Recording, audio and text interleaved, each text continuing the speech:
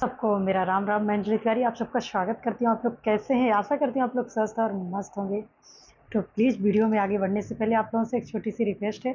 आप लोग please video को लाइक करें, शेयर करें और सब्सक्राइब जरूर करें। देखिए, हमारे देश में बहुत सारे त्यौहार मनाए जाते हैं। श्रावण का महीना जो होता है वह बहुत ही पवित्र माना जाता है।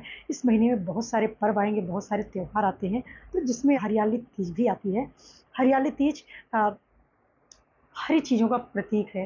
शिव जी का और माता पार्वती जी का पुनर्मिलन इस दिन हुआ था, इसलिए हम इस पर्व को मनाते हैं। इस पर्व का बहुत ही महत्व है। इसमें भगवान शिव की विधिवत पूजा उसी तरह से होती है जैसे हम करवा चौथ में करते हैं। और करवा चौथ में तो फिलहाल भगवान गणपति की भी पूजा होती है, इसमें भी होती है। पूरे शिव परिवार की ही पूजा होती है।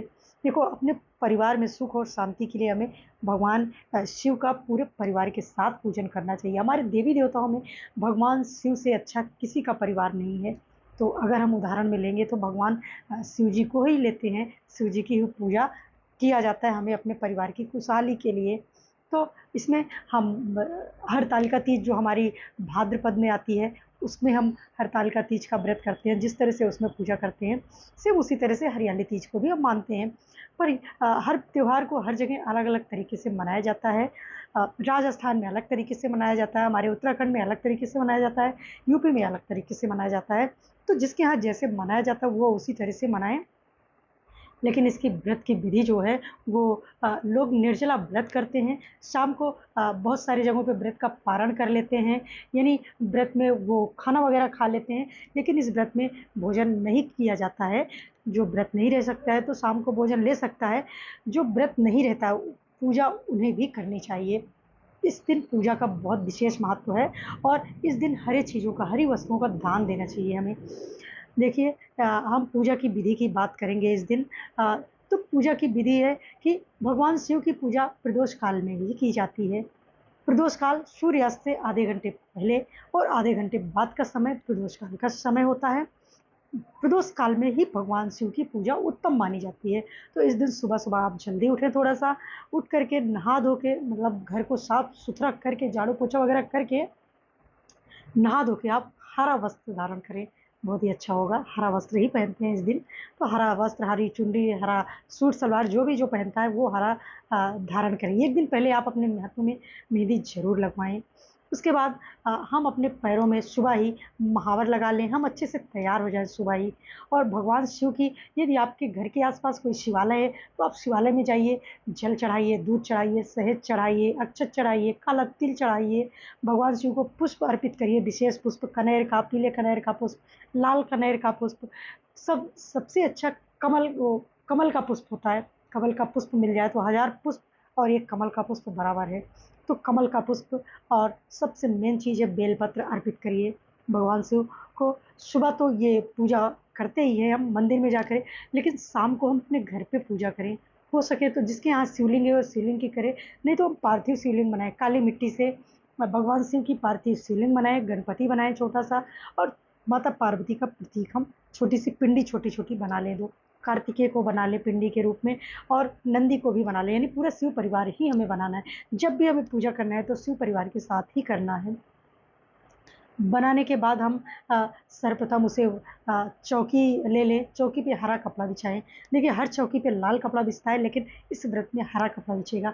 तो चौकी पे हरा कपड़ा बिछाएं और एक छोटी सी थाली रखें, पूजा की जो थाली हो। अगर पूजा की थाली नहीं है तो नई थाली रखें आप, उसमें बेलपत्र रखें या फिर अक्षत रख के उस पर भगवान शिव को आसन दें।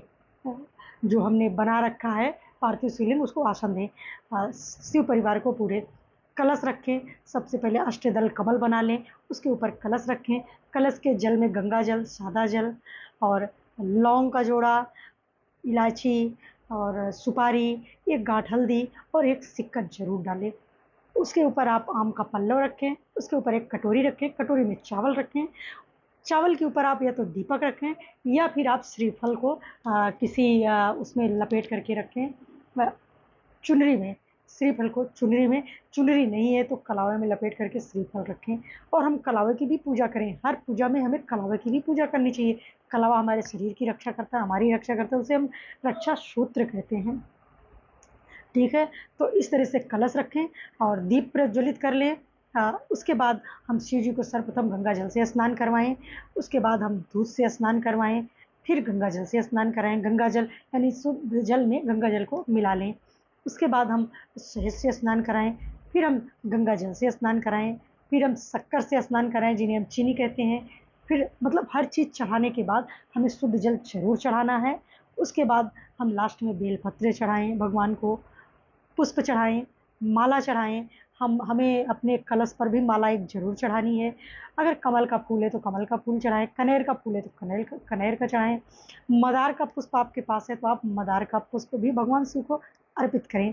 इस तरह से सफ़ेद मिठाइयों का हम भगवान शिव को भोग लगाएँ। हम अगर शाम को व्रत खोलते हैं तो खीर ज़रूर बनाएँ आप व्रत में, और नहीं खोलते हैं तो आप मखाने की खीर बना लीजिए, भगवान शिव को अर्पित करिए। माता पार्वती को श्रृंगार का सामान चढ़ाइए। श्रृंगार का अगर आप 16 श्रृंगार नहीं चढ़ा सकते हैं तो आप मेहंदी चढ़ाइए, हरी बिंदी चढ़ाइए, हरी चूड़ी चढ़ाइए, और हरी साड़ी अगर हो सके तो चढ़ाइए, नहीं हो सके तो कोई बात नहीं, हरी चुनरी आप अर्पित करें उन्हें। और आलता चढ़ाइए, महावर जिन्हें हम बोलते हैं। इस तरह से बिछिया चढ़ाइए हो सकता है तो, नेल पॉलिश चढ़ाइए, सिंदूर चढ़ाइए, ज़रूर चढ़ाएँ।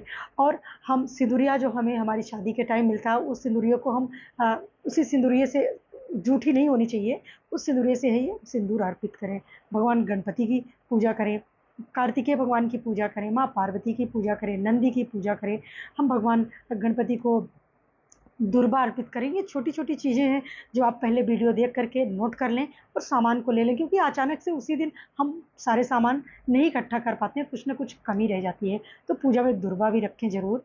दूध कच्चा होना चाहिए और गाय का होना चाहिए। भगवान शिव का अभिषेक घी से ज़रूर करें। घी भी चढ़ाएँ भगवान शिव पर। शिव की जो आपने शिवलिंग बनाया हुआ है पार्थिव, इन सब चीज़ों को चढ़ा कर के लास्ट में आप भोग लगाएँ और श्रृंगार का सामान चढ़ाएँ, और हमें प्रार्थना करना चाहिए। लास्ट में हमें उन्हें अपनी गलतियों के लिए माफ़ी माँगना चाहिए, ठीक है? क्षमा प्रार्थना सिंपल साधारण शब्दों में करना चाहिए, क्योंकि सबको संस्कृत नहीं आती है।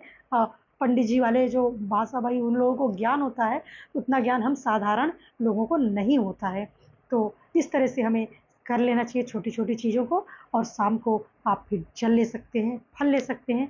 यदि आप अ, अन्न लेते हैं तो आप अन्न ले सकते हैं, जैसा आपके यहाँ होता हो। इस तरह से हम पूजा करेंगे। दूसरे दिन हम सुबह उठेंगे, उन सारी चीज़ों को हम दूसरे दिन सुबह हम उठेंगे। सुबह उठ कर के जो हमने शिवलिंग बनाया है, देखिए पार्थिव शिवलिंग का बहुत महत्व है, पूजा में बहुत महत्व है पार्थिव शिवलिंग का। जो हम मंदिर में जाकर के शिवलिंग पे पूजा करते हैं, उससे कई गुना फल ज़्यादा हमें पार्थिव शिवलिंग का वो मिलता है। तो आप क्या करें, सुबह उठ कर के उन सारे सामानों को इकट्ठा करके, जो शिवलिंग बनाया उन्हें हम किसी नदी में, किसी तालाब में, जो भी नदी आपके घर के आस-पास है, कुआँ में विसर्जित कर दें। यदि हमारे घर के आस-पास ये सारी चीज़ें नहीं अवेलेबल हैं, तो भूमि विसर्जन कर दें हम। यानी साफ-सुथरा जगह खुदाई करके उन्हें दबा दें। पुष्प वगैरह सब कुछ इधर-उधर ना फेंकें, क्योंकि उनका अपमान होता है। उसके बाद हम जो हरा कपड़ा हमने चौकी पर बिछा रखा है, उसमें हम सीधा सीधा ले लें।